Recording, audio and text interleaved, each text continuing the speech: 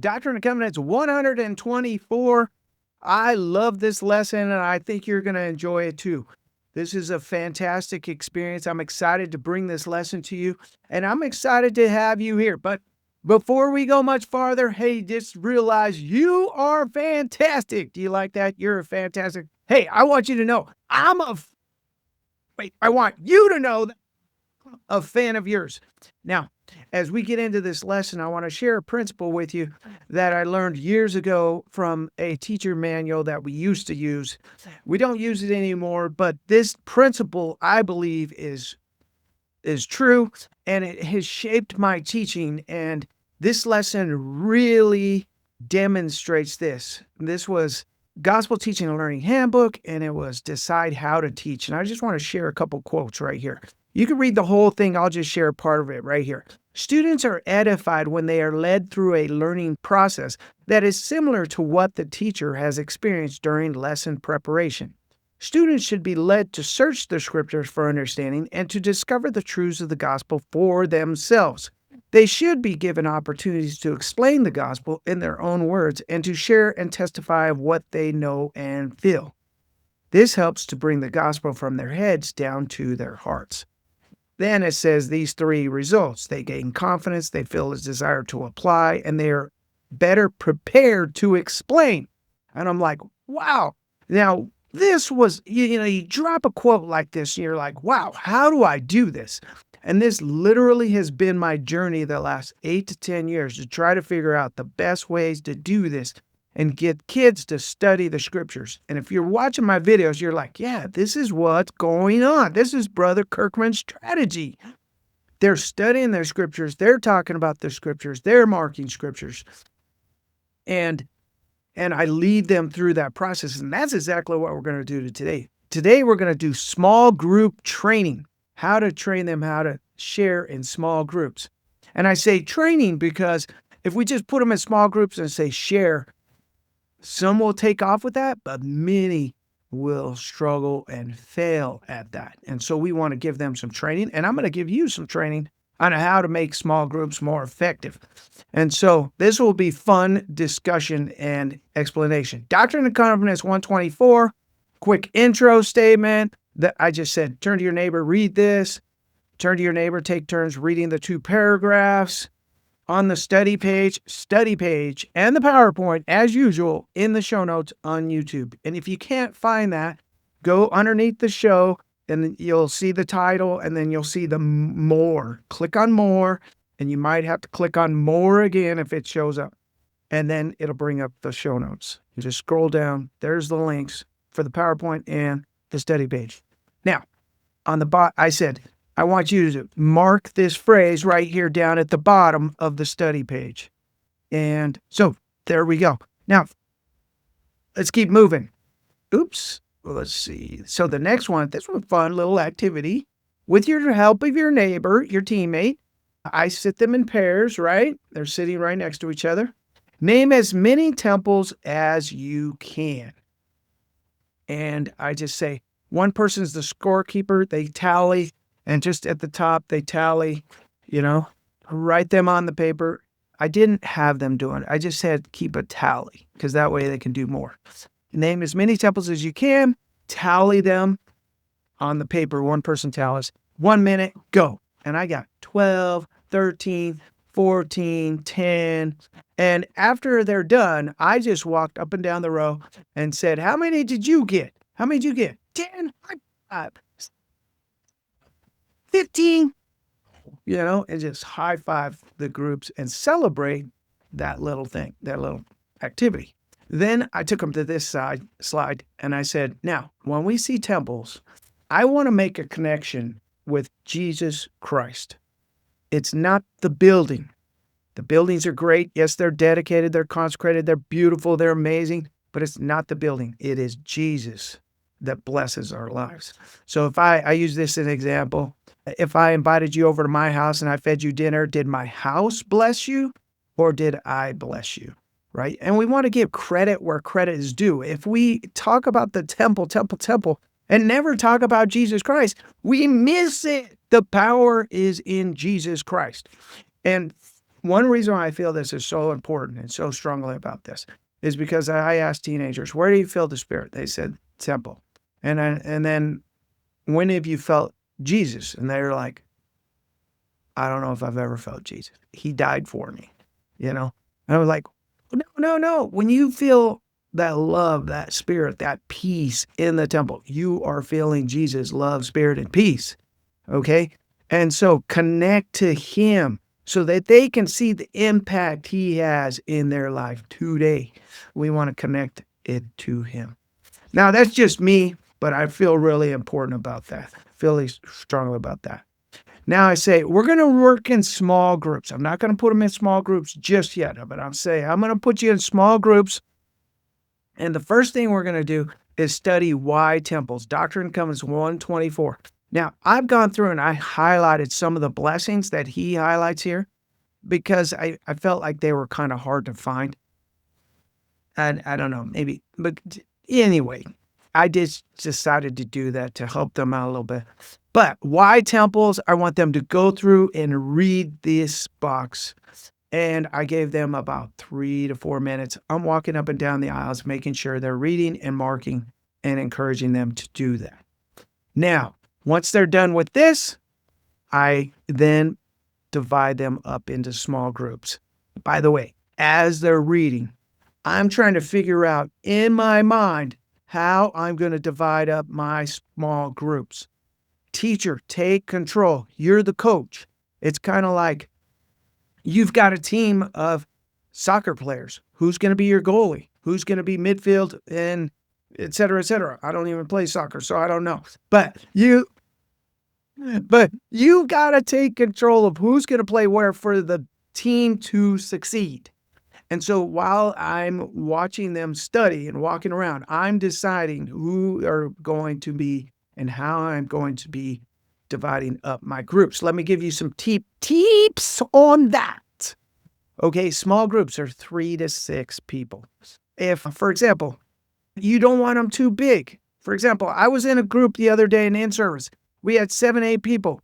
I didn't even talk the whole 5 minutes. It was too big, too big. It should be small enough that everybody's going to be taking turns.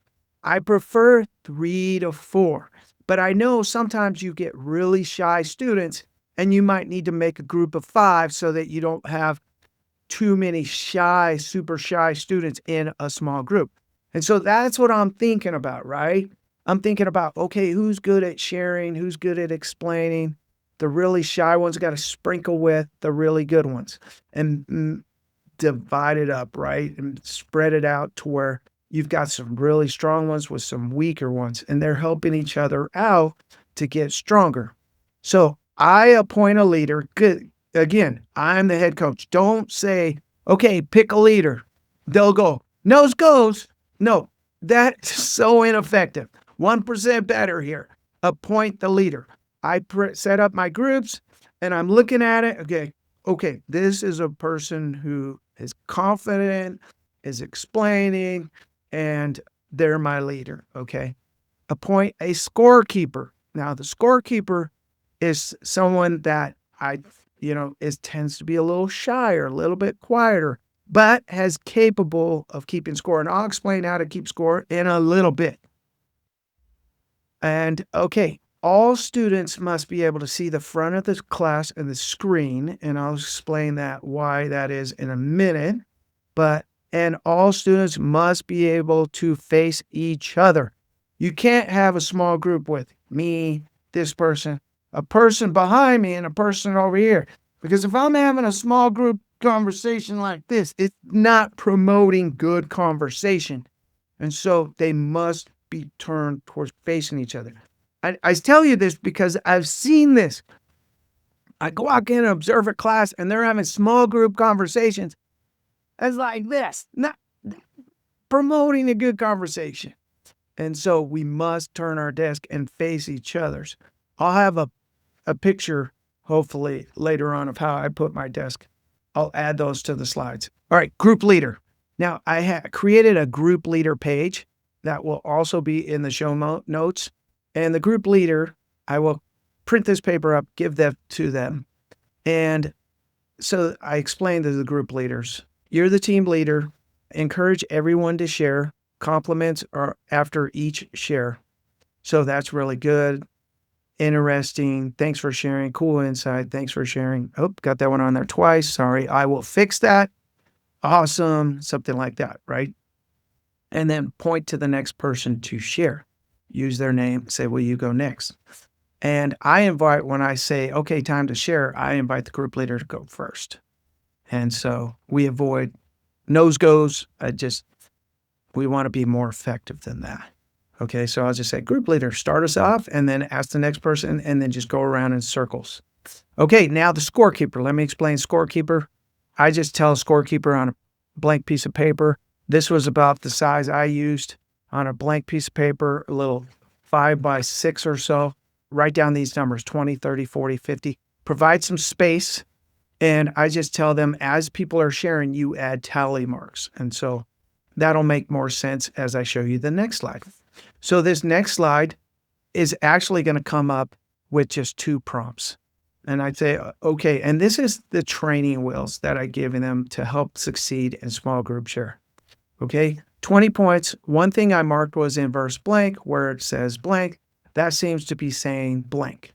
Okay, and they're just going to fill that in, right? That's why everybody needs to be able to see the board. And then 30, adding on to what Tom said, and then plus 20 for what they share. And so if I'm keeping score and one person shares, one thing I marked in verse, I'm just putting a tally mark next to 20. And then when someone says, adding on to what Tom said, that's 30, and then 20 for what they share. And it's not so much about the points, it's just gamifying it a little bit. And I'm not going to emphasize which group gets the most points. I'm not going to emphasize that. In fact, at the end of class, they're like, what do we do with these? I say, how many did you get? High five. Great. Could put that in your folder and we'll refer to it maybe next time. I know, but okay. So then I say, okay, we're going to give you 2 minutes to share these prompts. And I want you to really encourage you to add on to the conversation. If everyone just shares one message or a thought, it's not a really powerful group conversation. But when you add on to what other people are sharing, that really promotes the conversation. It shows people you're listening, what they're saying is important. Okay. And then team leader, you're adding compliments whenever you can. All right. Okay. And then I gave them 2 minutes on this. And I said, just keep going around in that circle. Keep going around. If you've still got time, go around, share another one. Okay. And for the whole 2 minutes, go. And I said, group leader, share first, right? Then after that 2 minutes, I say, okay, your next prompt for another 2 minutes. A blessing I see that this teaches is in paragraph, boom. And then 30 if they explain it. So if they just say the blessing, oh, it's in verse 55. Okay, that's great. That's 20. If they explain it, that's 30. But keep in mind, you can also add on to it. That makes for greater conversation. And I say, okay, 2 minutes, go. And then they share for 2 minutes. And I'm just walking around. If it's all dead at 1 minute, okay, let's go to the next prompt. But usually I was saying, okay, 20 more seconds, because you don't want to do a hard stop because someone might be in the middle of a conversation. So I'm like, 20 seconds, wrap up. Okay, or maybe let it go for 3 minutes if it's going really good. You pace it. All right, next one. One of these 2 prompts you share. One reason I feel it's important to build temples is, or 50, something a teen needs to know about the importance of the temple is. These are a little more because you're a little bit more personal and you have to think about it a little more. It's not just saying what's on a page, right? And so I go, okay, another 2 minutes. Here we go. Team leaders, will you start? Good. Or point to someone? Good. All right. And then we go for that 2 minutes. And they're just going around in circles. Keep going. Now, then I said, all right, take turns now and read the bullets in your group of this slide. And this is where it's like talking about, they taught in the Nauvoo temple about endowments and washings and anointings. And so one of the ordinances the Lord revealed to the saints in Nauvoo was the endowment. So At this point, a girl goes, "What is an endowment?" Perfect timing. Let's go read box 2. And box 2, how am I blessed by the Lord as I receive my endowment? And what does that look like? So good right there. And so I said, okay, we're going to do more sharing, but we got to prepare. So I'm going to give you 3 to 4 minutes to read this box. And again, they're marking, writing. I'm walking around, making sure they're all marking and writing. And then I say, okay, sharing time. Here's your sharing prompt 20. One thing I learned about the endowment was in paragraph blank, where it says this, that seems to be saying this, right? So they're just adding on here. And then third, you got adding on to. And here's the thing, as you're watching your students there, you're noticing things that you could coach them on. So after one break, I gave them, 2 minutes to share, and then I pause and say, okay, before we go to the next prompt, I want you to think about this. I want you to try to look at each other while you're talking. I want you to try to show some social cues you're actually listening and caring about what they're saying. Maybe nod your head, say, that was really good.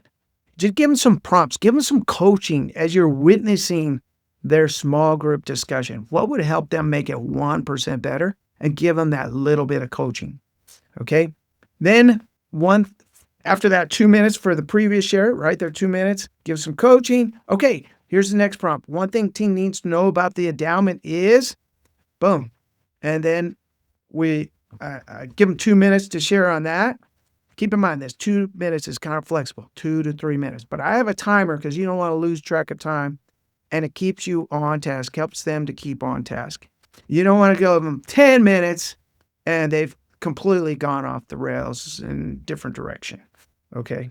So just keep it moving. All right. Now let's go study the blessings from the Savior accessed in the temple. And I've got some random quotes and then some highlights from Elder Renlund's talk in April 2018. And for this one, we were running out of time. And so I said, all right, group leader, have half your group read the top, the other part of your group read the bottom. Group leader, will you assign each person to either read the top or the bottom? And so they go, okay, you two read the top, you two read the bottom. And then I'm walking around making sure that each group has some reading each because they're going to take turns sharing, right? And then I go, okay, team, share one blessing I could really use in my life, and adding on to what, you add on to that. Okay, give them 3 minutes to read. Now we're going to start share with each other and help them or give them space to share that. And then 50, a blessing that I have experienced in the temple. See, now this is getting testimony version. Okay. So I give them 2 minutes for this share. Then I'm like, all right, now let's share the next prompt. Boom. And you might give a little bit more, just depends on how it's going. And a blessing that I have experienced in the temple is peace. If they explain it, they get 30 more, right? And then 75, one thing I've learned about the Savior through the temple in our study today is this, or in our study today is this. Okay. And at this point, I gave them time, so you got 2 minutes, 2 to 3 minutes for this, 2 to 3 minutes for this prompt, 2 to 3 minutes for this prompt. And you just kind of feel it out. How are your groups doing? And stay with them.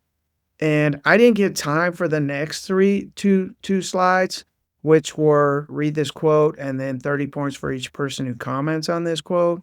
And then this video, 2-minute video on what is the endowment, which is really good. I do like this. We just didn't get to it. And then 30 points for each person who comments on that. Depends on how your groups are doing up here and how much time you've been giving them.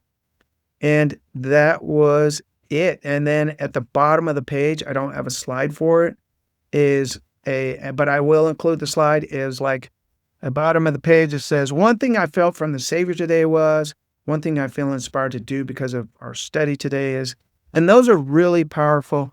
Just give them 1 minute to write that, 1 minute to share in their groups, And if you can get some people to share that with the class, one thing I felt from the Savior today was, and to get them to share with the whole class, that's great.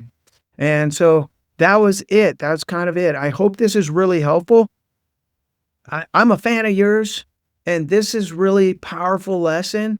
If you kind of and give yourself some grace if it doesn't go great.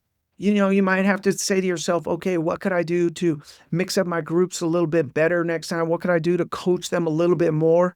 But I love this about leading them through a study process, helping them to share, helping them to testify, giving them confidence. And while the growth we'll see if we consistently do lessons like this, where they are studying and sharing, the responsibility is there, the accountability is there. And then we're trusting them with their agency, and we believe in them that they will do this and that they can succeed at it, and they will get better at it as we give them more opportunities.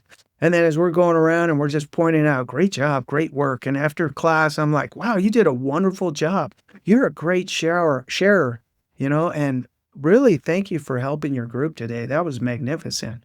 You're a great leader, things like that. Those are awesome.